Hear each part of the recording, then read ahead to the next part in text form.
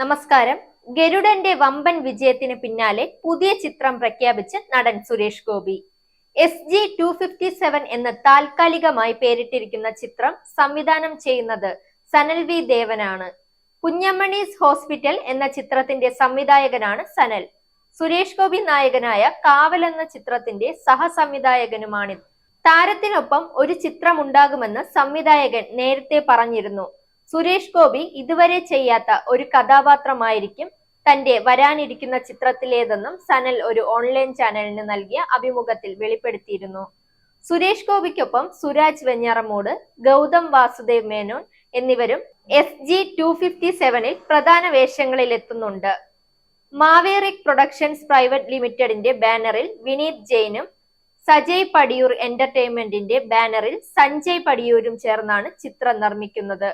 Jithu K ജയന്റെ കഥയ്ക്ക് തിരക്കഥയും സംഭാഷണവും ഒരുക്കിയിരിക്കുന്നത് മനു സി കുമാറാണ്. അജയ് ഡേവിഡ് കാച്ചിലപ്പിള്ളിയാണ് ഛായാഗ്രഹണം.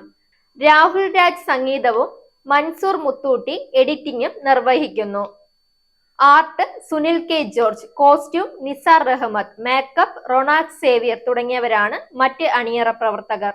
Zag news, Thiruvananthapuram. നേരിന്റെ വാർത്തകൾ നിങ്ങളുടെ വിരൽത്തുമ്പിലെത്താനായി സാഗ് ന്യൂസ് ചാനൽ സബ്സ്ക്രൈബ് ചെയ്തും ഷെയർ ചെയ്തും ഒരു ശരിയായ മാധ്യമ നിലപാടിനൊപ്പം നിൽക്കാൻ ഞങ്ങൾ നിങ്ങളെ ക്ഷണിക്കുന്നു.